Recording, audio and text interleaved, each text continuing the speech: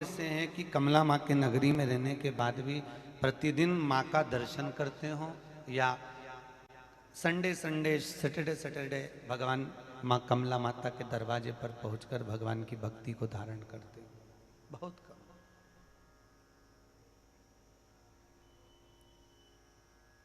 माँ गंगा के घाट पर रहने के बाद भी गंगा का स्नान नहीं कर पाना, यह हमारी कहीं भाग्य में लिखा ही नहीं है। और किसी किसी की किस्मत ऐसी होती है कि दूर दूर से भी लोग यहाँ दर्शन करने के लिए आ जाते हैं, या कथा का रसपान करने के लिए आ जाते हैं, या कथा श्रवण करने के लिए आ जाते हैं। कहीं प्रभु की कृपा है तो।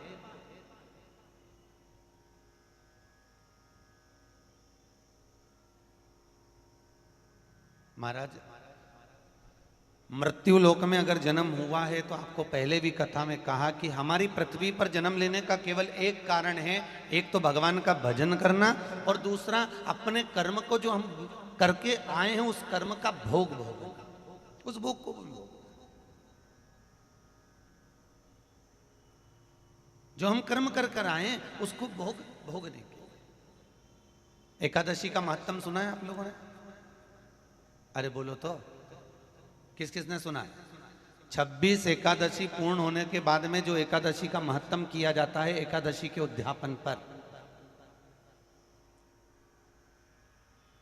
किस किसने सुना है? कोई ने सुना हो तो बताओ।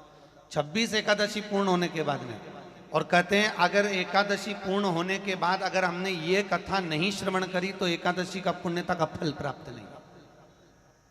26 एकादशी का महत्तम का एक विशेष लक्ष्य कि हमारे कर्म को हम भोग कर हम परमात्मा की भक्ति को कैसे प्राप्त करें,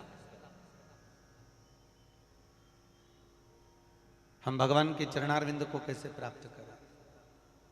महाराज, एक नगर में एक राजा रहता था, बड़ा दानवीर था, बड़ा सत्कर्मी था, बड़ा पुण्यवान था। भगवान का भजन करना, स्मरण करना, कीर्तन करना, नाम जाप करना, नाम स्मरण में लगा रहना, उसको कोई दूसरी चीज सुहाती नहीं थी। वो तो बस भगवान की भक्ति में दिन रात दिन प्रति स्मरण में लगा हुआ है, बस वो, उसको और कुछ कुछ भाता ही नहीं है उसको, केवल भगवान की भक्ति। एक छोटा सा मंदिर बनवाया उसने, और मंदिर बनवाने के बाद में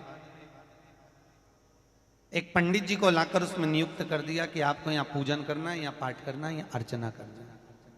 पंडित जी ने कहा ठीक है।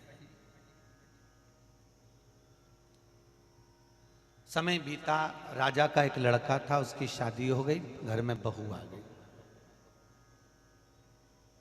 अब घर में जब बहू आई तो 3-4 महीने बीते थे, और 3-4 महीने बीतने में आज बहू थोड़ा जल्दी जाग गई, और बहू थोड़ा जल्दी जागी, और जागने के बाद में बहू जागते ही आज राजा के लड़के की जो तलवार की म्यान रखी थी उस म्यान को, तलवार को उठाकर देखने लगी, उस म्यान को देख रही।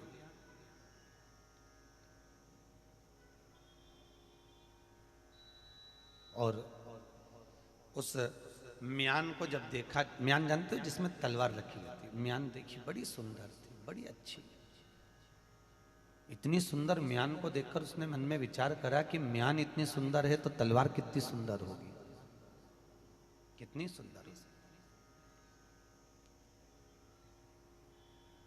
उसने उस म्यान में से तलवार को निकाला, और तलवार को निकाला तो जैसे ही तलवार को निकाला, तलवार निकालते से उसकी चमक के कारण वो तलवार हाथ से छूट गई, और तलवार छूटी, और जहां राजा का लड़का सोया हुआ था, इसका पति सोया हुआ था, उसके गले पर जाकर पड़ गई, पति मर गया, पति मरा। और जब पति मरा तो इसने विचार करा कि मैं अगर राजा के पास में जाती हूं तो राजा सोचेगा कि मैंने तलवार से अपने पति को मार दिया और मृत्यु दंड दे देगा, तो मैं करूं तो करूं क्या। इसने मन में विचार करा, एक काम करती हूं, सवेरे सवेरे पंडित जी पूजन करने के लिए आते हैं, और जब पंडित जी पूजन करने के लिए आएंगे मंदिर में तो इस राजा के लड़के के शव को उठाकर मैं खींच कर रात्रि में उस मंदिर के पीछे जो तुलसी का क्यारा है उस क्यारे के पास में इसको ले जाकर पटक देती हूँ, और सवेरे राजा आएगा तब मैं चिल्ला दूंगी कि पंडित जी ने इसको मारा है, पंडित ने इसको समाप्त कर दिया। महाराज रात्रि को ले जाकर पत्नी ने पति के शव को उठाकर और ले जाकर डाल दिया तुलसी के क्यारे के पास में। सुबह हुई, पंडित जी आए तुलसी लेने के लिए, और पंडित जी जब तुलसी लेने के लिए आए, इतने में ये बहू चिल्लाना चालू कर दी, अरे मेरे पति को मार दिया, अरे मेरे पति को मार दिया, अरे मेरे पति को मार डाला, अरे इस पंडित ने मेरे पति को मार दिया, अरे इस ब्राह्मण ने मेरे पति को मार दिया। पूरा नगर एकत्रित हो गया, पूरा राज्य एकत्रित हो गया, राजा निकल कर बाहर आ गया, मेरे बेटे को किसने मार दिया, इकलौता लड़का, आखिर मारा तो मारा किसने। जो देखा तो बेटे का शव पड़ा हुआ था। पंडित जी को बंदी बनाया गया, कारागार में डाल दिया। राजा ने अपने लड़के का अंतिम संस्कार कर दिया। अंतिम संस्कार करा। आज राजा अपने सिंहासन पर बैठा और बैठकर मन में विचार कर रहा है कि इस पंडित से मेरे बेटे का क्या बैर है। मैं ये पंडित मेरे बेटे को मार नहीं सकता, पर सारे के सारे सबूत इसके खिलाफ में है महाराज, सारे सबूत इसके खिलाफ। अब जब सारे के सारे सबूत इसके खिलाफ हैं तो ऐसा लगता है कि हो सकता है इसी ने मारा होगा। महाराज राजा ने अपने सिंहासन पर बैठकर निर्णय दे दिया, इस पंडित ने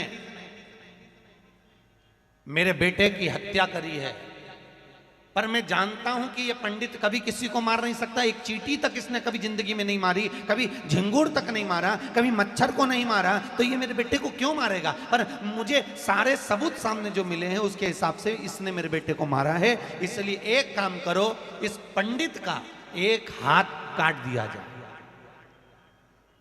जिस हाथ से इस पंडित ने मेरे बेटे को मारा उसका वह हाथ काट दो।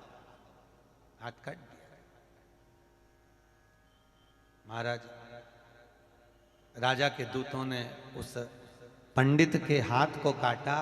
पंडित चिल्लाता रहा, महाराज मैंने नहीं मारा है, मैं असत्य नहीं कह रहा हूं महाराज, मैं सत्य बोल रहा हूं, मैंने कभी अपनी जिंदगी में असत्य नहीं बोला, मैंने नहीं मारा है, आप विश्वास तो करो महाराज, मैं नहीं मारा हूं। पर कोई सुनने को तैयार नहीं।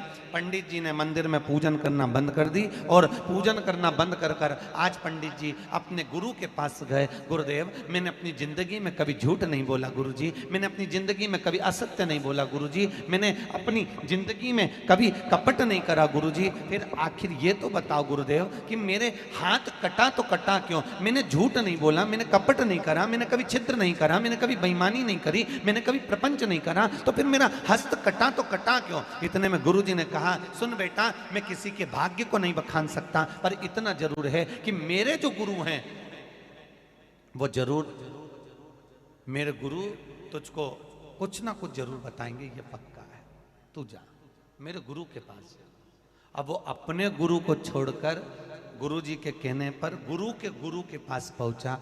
जैसे ही काशी में पहुंचा, काशी में मणिकर्णिका के घाट पर गुरुजी रहते थे, और मणिकर्णिका के घाट पर गुरुजी के पास में जैसे ही पहुंचा आवाज लगाई, गुरुदेव गुरुदेव। थोड़ा डीले कम कर दो हल्का सा, गुरुदेव ओ गुरुदेव। अब जैसी आवाज लगाई, आवाज लगाते ही गुरुजी तो थे नहीं, गुरुदेव नहीं थे, और गुरुजी की पत्नी थी। कौन थी घर पर, जम के बोलो जरा। गुरुजी की धर्म पत्नी नहीं बोला हमने, क्या बोला है, पत्नी। और गुरुजी की पत्नी अंदर से आवाज लगाकर, कौन है दरवाजे पर, बाहर आई। ये भी संत तुकाराम की पत्नी से कम नहीं थी, उनसे कम नहीं थी, बाहर आई। कौन आया, क्या बात है, हमें गुरुजी से मिलना है। इतने में वो गुरुजी की पत्नी चिल्ला कर दौड़ी, कहीं कहां मर रहा होगा तेरा गुरु, चल निकल यहां से बाहर। आ गए गुरुजी गुरुजी करने के लिए, गुरुजी के चेले बनकर, निकलो बाहर। वो गुरु भी पापी कपटी और तू भी पापी कपटी, ना जाने कहां से रोने के लिए आ गया, निकल बाहर यहां से। अब गुरुजी की पत्नी ने धक्के मारकर उस चेले को बाहर निकाल दिया और वो चेला एक मंदिर में जाकर बैठ गया, भगवान की भक्ति में लीन हो गया। शाम का समय था, शाम के समय वापस घर गया गुरुजी के, फिर आवाज लगाई। गुरुजी की पत्नी अभी नहीं थी, गुरुजी थे, और गुरुजी के कानों में जैसे ही शब्द गया, गुरुजी निकल कर बाहर आए। कौन है दरवाजे पर? गुरुदेव, मेरे गुरुजी ने आपके पास भेजा है, आप उनके गुरु हैं, मुझे कुछ पूछना है। गुरुजी ने कहा, आओ बेटा, अंदर आइए, बैठो, पानी पियोगे? हाँ, जल पियो, बैठो। क्या बात है? मेरे गुरुजी ने भेजा है, मेरा भाग्य पूछना है कि मेरा पूर्व में मैंने कौन सा कर्म करा था कि मेरा हाथ कटा। पर गुरुदेव, मैं अपना कर्म तो बाद में पूछूंगा, पर पहले आप एक बात अपनी जिंदगी की मुझे बता दो कि मैं अपना कर्म पूछता, वो अपनी जगह पर है, पर मैं सवेरे आया था, आपकी पत्नी ने इतनी गालियां दी, आपको भी गालियां दी, मेरे को भी गाली दी, पर एक बात तो बताओ गुरुजी, मेरा कर्म तो बाद में बताना, पर आपने ऐसा कौन सा कर्म करा था जो आपको ऐसी मिली है? आपने करा क्या था? क्या करा था?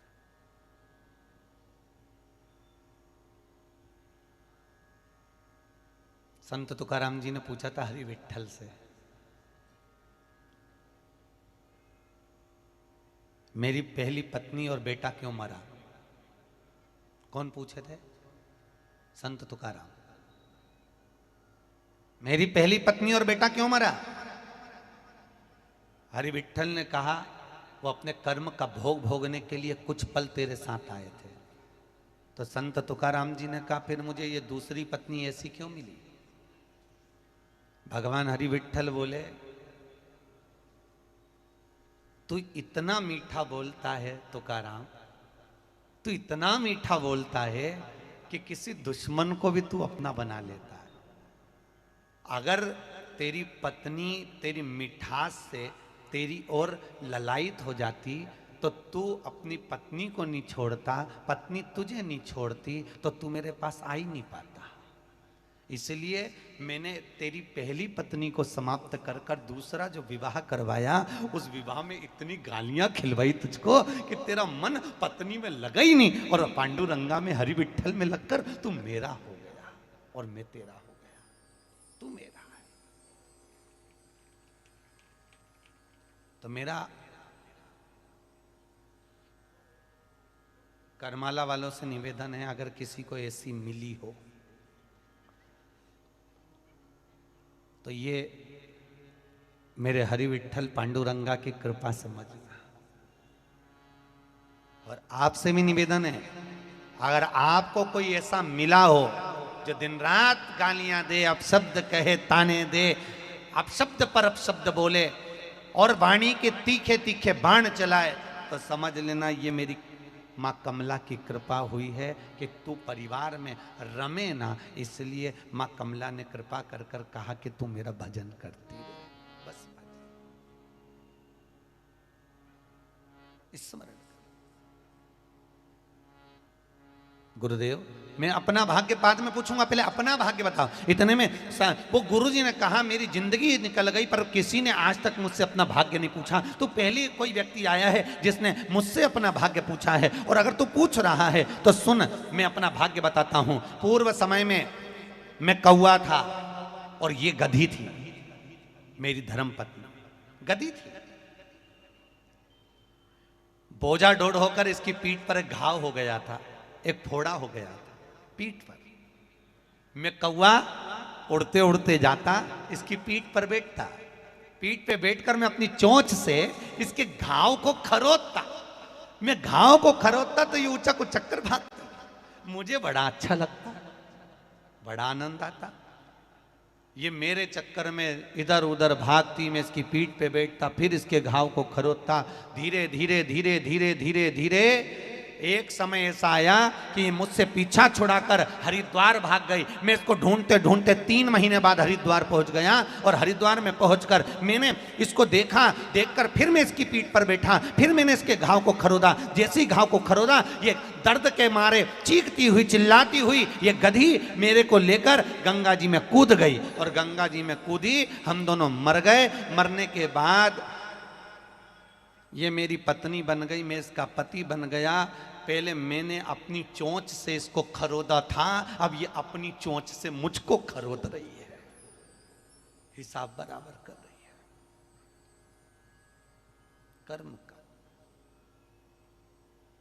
फिर निवेदन है, मत बुरे कर्म कर बंदे वरना पछताएगा, भगवान की आंखों से तू बच नहीं पाएगा, तू बच नहीं पाएगा। अरे ओ अज्ञानी मत कर नादानी। दुनिया से छुपा सकते हो पर परमात्मा से छुपा पाओगे? अरे बोलो तो नहीं, भोगना पड़ेगा। हम हर बार कथा में कहते हैं भगवान से नहीं डरना मत डरो, मां कमला से नहीं डरना मत डरो, शंकर से नहीं डरना मत डरो, अपने माता पिता से नहीं डरना मत डरो, गुरु और संतों से नहीं डरना मत डरो, वेद और पुराण से नहीं डरना मत डरो, पांडुरंगा हरि विठल से नहीं डरना मत डरो, संतों से नहीं डरना मत डरो, माता पिता से नहीं डरना मत डरो, भागवत शिव पुराण आदि कादि ग्रंथों से नहीं डरना मत डरो, अपने माता पिता से नहीं डरना मत डरो, अपने पति से नहीं डरना मत डरो, अपनी पत्नी से डरना मत डरो। पर एक बात याद रखना, अपने कर्मों से जरूर डरना, क्योंकि कर्म का भोग तो परमात्मा को भी भोगना पड़ता है। कर्म का भोग तो परमात्मा भी भोगते हैं। कर्म भोगने से, इसलिए कर्म करने से पहले विचार करना कि हमने झूठ कितनी बार बोला, हमने छल कितनी बार करा, हमने प्रपंच कितनी बार करा, हमने बेईमानी कितनी बार करी, हमने कपट कितनी बार करा, क्योंकि कर्म का भोग भोगना पड़ता है। और कर्म का भोग, एक व्यक्ति ने प्रश्न करा, महाराज जी वो भगवान कृष्ण के पिता वसुदेव जी थे, नाम क्या था उनका? जम के बोलो, वसुदेव। पर एक बात बताओ, वो भगवान कृष्ण के पिता थे तो उनको तो भोगना ही नहीं था। फिर ऐसा कौन सा पाप वो वसुदेव जी ने कर दिया कि ऐसा कौन सा पाप कर गए वसुदेव जी कि वसुदेव जी ने ऐसा कौन सा पाप कर दिया कि जिसके कारण उनकी आंखों के सामने उनके 7-7 औलाद मर गई? आखिर कौन सा कर्म करा? अपनी औलादों के लिए वसुदेव जी को रोना पड़ा, माता देवकी को रोना पड़ा, दशरथ जी को राम जी के लिए रोना पड़ा। ऐसा कौन सा कर्म करा जिसके कारण रोए हैं महाराज? कभी कभी ध्यान करा करो कि हमने कौन सा कर्म करा जो हमको दुख मिला, हमने कौन सा कर्म करा जो हमारे पाँव में कांटा चुभा। यहाँ तो शिव महापुराण की कथा कहती है, अगर पाँव में एक ठोकर भी लगी है तो उसके पीछे भी तुम्हारा पूर्व का कर्म है महाराज। एक ठोकर भी लगी है तो पूर्व का कर्म। कितनी सुंदर बात लिखी है भविष्य पुराण में कि कोई डॉक्टर अगर तुमको इंजेक्शन लगा रहा है, कौन? अरे जम के बोलो जरा, डॉक्टर इंजेक्शन लगा रहा है तो ये भी समझ लेना कि इससे तुम्हारा पुराना कोई लेन देन रह गया था। तूने इसको कहीं कांटा चुभाया होगा, तूने इसको कहीं परेशान करा होगा, इसलिए पूरी दुनिया के, पूरी करमाला के डॉक्टर को छोड़कर तू उसी डॉक्टर के पास क्यों पहुंची? क्योंकि उस डॉक्टर से तेरे हाथ में इंजेक्शन लगना, सुई लगना थी, क्योंकि उससे तेरा हिसाब रह गया था आधा। कई लोग तो करमाला छोड़ के पूना में जाते हैं डॉक्टर को दिखाने। अरे बोलो तो सही है कि गलत है? अरे बोलो जम के, सही है कि गलत है? और कई लोग मुंबई जाते हैं डॉक्टर को दिखाने के लिए, कई बड़ी बीमारी हो जाती है तो भागकर मुंबई पहुंच जाते हैं। उसका कारण क्या है? क्योंकि उससे तुम्हारा संबंध लगा हुआ है, पुराना कुछ लेन देन रहा हुआ है, इसलिए उस कर्म को हमें भोगने के लिए, उससे हिसाब बराबर करने के लिए पहुंचना पड़ेगा महाराज, हमें पहुंचना। कर्म वो कहता है, महाराज जी आपने अपना कर्म बताया, ये बताओ महाराज, मैंने अपनी जिंदगी में गुरुदेव कभी एक चींटी नहीं मारी, कभी असत्य नहीं बोला, कभी झूठ नहीं बोला, कभी प्रपंच नहीं करा, फिर मेरा हाथ क्यों कटा? इतने में गुरुजी ने कहा, सुन, तो पूर्व समय में एक माना हुआ संत था, तूने नियम लिया था कि जिंदगी में कभी असत्य नहीं बोलेगा, झूठ नहीं बोलेगा। वन में बैठकर तू तप कर रहा था, एक कसाई गाय को काटने के लिए लेकर जा रहा था, गाय उस कसाई के हाथ से छूट गई, भाग गई। गाय भागी, तेरे पास से होती हुई निकली, तो तप में लीन था। इतने में थोड़ी देर बाद कसाई तेरे पास आकर पूछा, क्यों महाराज तुमने कहीं गाय देखी है? तूने वचन लिया था कि झूठ नहीं बोलेगा, तूने वचन लिया था कि सत्य बोलेगा, तूने बोला तो नहीं, पर उसने पूछा तुमने गाय देखी है? तूने सत्य बोलने के चक्कर में इशारा कर दिया कि गाय इधर गई है, और तेरा हाथ इसलिए कटा क्योंकि गाय उधर गई, तूने बता दिया। और जो कसाई गया उसने गाय को लिया, पकड़ा, काट दिया। जिस गाय को काटा था वो बहू बनी, जिस कसाई ने काटा था वो उसका पति बना। और तूने इशारा करा था इसलिए तेरा, अरे जम के तो बोलो, हाथ कटा। कर्म है, भोगना है। महाराज वसुदेव जी महाराज को भी भोगना पड़ा। भागवत जी में सुना होगा ना आप लोगों ने, सुनी कि नहीं सुनी कथा भागवत जी में? महाराज जी ने बताया होगा आपको भागवत में कि वसुदेव जी महाराज पूर्व समय में कश्यप ऋषि थे। कौन थे ये? कश्यप ऋषि। एक बार इन्होंने एक यज्ञ करा। यज्ञ करने में ब्राह्मणों ने कहा कि यज्ञशाला में गौ माता को लाकर बांधो, गाय की सेवा करना है। गाय यज्ञशाला में बंधेगी, उसके बाद यज्ञ प्रारंभ होगा, गाय को लाओ। इतने में कश्यप ऋषि वरुण देवता के पास में गए और वरुण जी से जाकर कहा, वरुण देव मुझे गाय दे दो। वरुण जी ने पूछा गाय काय के लिए चाहिए? महाराज मुझे को यज्ञ करना है और यज्ञशाला में गाय का बांधना जरूरी है, आप गाय दीजिए, आप हमें गाय दे दीजिए। महाराज कश्यप ऋषि के कहने पर वरुण देव अंदर गए, गौ माता को लेकर आए, साथ में बछड़े को लेकर आए, गाय का बच्चा और गाय देने लगे। कश्यप ऋषि ने कहा, वरुण जी हमको केवल गाय चाहिए, ये बछड़ा नहीं लेंगे, हम बच्चा नहीं लेंगे, ये बछड़ा बच्ची हमें नहीं चाहिए, हमें तो केवल गाय दो। वरुण जी ने कहा, ब्राह्मण देवता केवल गाय दूंगा तो बछड़ा रोएगा, अकेला बछड़ा कहाँ रहेगा, इसलिए आप गाय बछड़ा दोनों ले जाओ। नहीं नहीं, हमारी यज्ञशाला में इतनी जगह नहीं है कि हम बछड़े को बांधे, हम तो केवल गाय लेंगे। वरुण जी ने हाथ जोड़कर कहा, मैं दूंगा तो दोनों दूंगा, नहीं तो गाय नहीं दूंगा। इतने में कश्यप ऋषि वापिस चल दिए। आए वापिस, ब्राह्मणों ने कहा महाराज मुहूर्त निकल रहा है, गाय लाइए। कश्यप ऋषि आधी रात को वरुण की गौशाला में पहुंचे, गाय को खोल कर लिया आए, यज्ञशाला में बांध दिया। यज्ञशाला में बांधा, आधी रात को बछड़े चिल्लाए, बछड़े रंभाए। जैसे ही बछड़े रंभाए, वरुण गया, वरुण ने देखा गाय नहीं है। बछड़ों को लेकर वरुण जी कश्यप ऋषि के पास पहुंचे, गुरुदेव मेरी गाय आपके पास में आई है, ये बछड़े रख लीजिए या फिर गाय हमको दे दीजिए। इतने में वरुण देवता के शब्द सुनकर कश्यप ऋषि ने कहा, सुनो वरुण देव, अभी जब तक यज्ञ नहीं होगा तब तक गाय दूंगा नहीं और बछड़े रखूंगा नहीं, ले जाओ इन बछड़ों को। वरुण देवता ने चरण पकड़ लिए, कश्यप ऋषि के हाथ जोड़ लिए, चरण धो लिए, पर कश्यप ऋषि नहीं माने। महाराज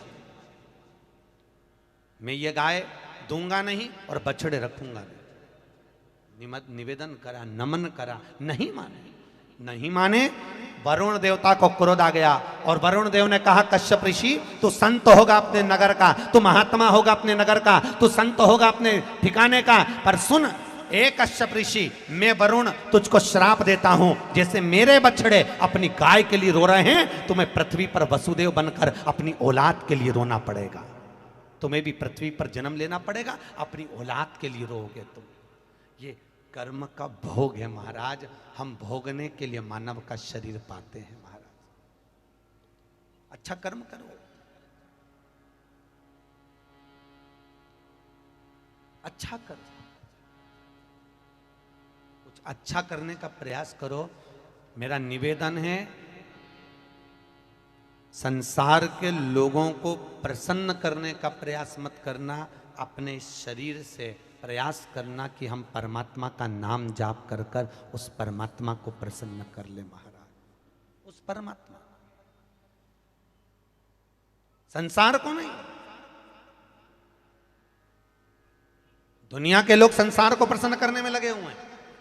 बड़ा बेटा क्या कहेगा, छोटी बहू क्या कहेगी, सास क्या कहेगी, ननंद क्या कहेगी, अगर उनको नहीं पूछेंगे तो वो क्या कहेगा। नहीं, सास क्या कह रही है, ननंद क्या कह रही है, उससे मतलब नहीं, उनको प्रसन्न नहीं करना है। हम अच्छा कर्म करें, उनके लिए आदर है, उनका सत्कार करो, उनको नमन करो, उनको निवेदन करो, उनको प्रणाम करो, जैसा उनको लगता है उनका आतिथ्य करिए। पर याद रखना, हमें संसार को प्रसन्न नहीं करना, हमें उस परमात्मा को प्रसन्न करना, हमें उस भगवान को प्रसन्न करना, और कुछ मांगने के लिए प्रसन्न नहीं करना, कुछ नहीं। ये उसी में का हाल है जैसे मकान आपकी पसंद का होता है। क्या? जम के बोलो जरा। मकान बनवाया, मकान, अरे बोलो तो सही। घर, कमरा, मकान, मकान आपकी पसंद का होता है। यहाँ बेडरूम बना दो, यहाँ बाथरूम बना दो, इसमें ये टाइल्स लगवा दो, इसमें ये मार्बल लगवा दो, इसमें ये कर दो, नल ये वाली डिजाइन का लगवा। मकान आपकी पसंद का होता है, पर मसान शंकर की पसंद का होता है। मकान आप पसंद करोगे, शमशान शंकर पसंद करेगा कि कौन से शमशान में तुझे जलाया जाएगा, कौन से मशान में तुझे ले जाया जाएगा, वो पसंद करेगा। और पूरी जिंदगी निकल जाती है लोगों की, एक दूसरे को नीचा दिखाने के चक्कर में। हर बार कहता है मेरा समय आन दे तब बताऊंगा इसको तुम्हें। क्या बोलता है? अरे बोलो तो जम के, क्या बोलता है? मेरा समय आन दे जब दिखाऊंगा। कई माताएं कह देती मेरा समय आन दे जब बताऊंगी इसको तो अच्छी समय आन दे। 18 साल की आयु में आता है तो भी कहता है समय आन दे जब बताऊंगा। 30 साल की आयु में आता है जब कहता है एक बार मेरा समय तो आन दे तब बताऊंगा इनको, तो एक एक को, पूरे परिवार को, पूरे खानदान को समय आन दे जरा। 60 साल का हो गया फिर कह रहा है अभी आन दे मेरा समय फिर बताऊंगा इसको। तो 70-80 साल की आयु हो गई फिर के मेरा समय आन दे फिर बताऊंगा तेरे को। और इतने में चक्कर आए, नीचे गिर गया, हॉस्पिटल लेकर गए, डॉक्टर ने आईसीयू में पटका और डॉक्टर बाहर निकलकर बोला इनका समय आ गया। डॉक्टर बोल रहा है। तब पलंग पे पड़े पड़े ध्यान में आया समय आना इसको कहते हैं। पूरी समय हर बचपन में सोचा था अभी खेलने की उम्र है, जवानी में सोचा भोग विलास की उम्र है, अधेड़ी में सोचा कमाने की उम्र है, और बुढ़ापा कब आ गया मालूम ही नहीं पड़ा। साहब कब कब आ गया मालूम ही नहीं पड़ा। इतना इतना प्रेम से आनंद से इतनी अच्छी जिंदगी जी रहे थे, खैर कहां बुढ़ापा। भजन अभी क्या करें। कई लोग कहते हैं अभी अभी कोई भजन करने की उम्र है, अभी थोड़ा समय आए जब करना। जोड़ो, अभी तो काय की उम्र है, खूब कमा कमा के जोड़ो, खूब जोड़ो, खूब जोड़ो, खूब जोड़ो, और आखिरी में फिर यहीं, अरे बोलो तो यहीं छोड़ो। और इतना जोड़ जोड़ के मरा, आखिरी में इतना बड़ा फोटो दीवार पे टंगा, इतना जोड़ा, कितना बड़ा फोटो। और पूरी जिंदगी रो रो के काम कर कर के रो रो के मर गई, पर आखिरी में जो फोटो टंगा वो इस्माइल वाला था। इस्माइल, उसमें रो नहीं रही है। तुमने किसी के यहाँ गए होगे और फोटो देखा किसी का रोता हुआ? अरे बोलो जम के, जित्तों की दीवार